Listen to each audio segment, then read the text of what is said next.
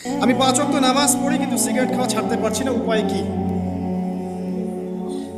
হাসবেন না, এটা আসলে কমন প্রশ্ন, কিন্তু অনেকেই এরকম রোগে ভুগছেন।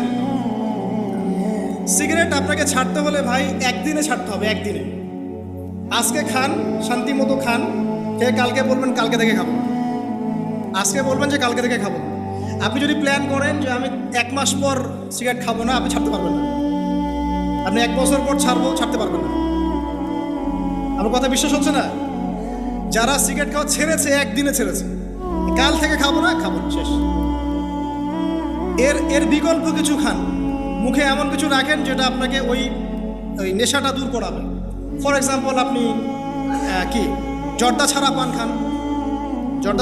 খান, যদি খেতেই চান কিছু, আপনি চকলেট খান অথবা কালিজিরা খান, কিছু একটা মুখে দেন যেটা দিয়ে আপনি আপনার ওই এটা পূরণ করবেন।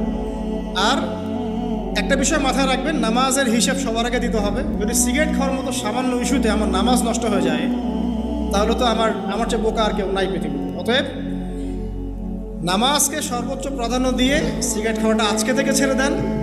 10 দিন, 20 দিন, 1 মাসের অপেক্ষা করবেন না। আর একটা কাজ করবেন, সেটা হলো কন্টিনিউয়াসলি আপনি সারাদিন আল্লাহর জিকির করতে থাকবেন। চলতে ফিরতে সুবহানাল্লাহ, আলহামদুলিল্লাহ, আল্লাহু আকবার, লা ইলাহা ইল্লাল্লাহ, সূরা ফালাক, সূরা নাস, ইখলাস পড়তে থাকবেন। আল্লাহ আপনার মুখের মধ্যে নূর দিবে ইনশাআল্লাহ। আপনার ওইসব মুখে দিতে ইচ্ছা করবেন ইনশাআল্লাহ।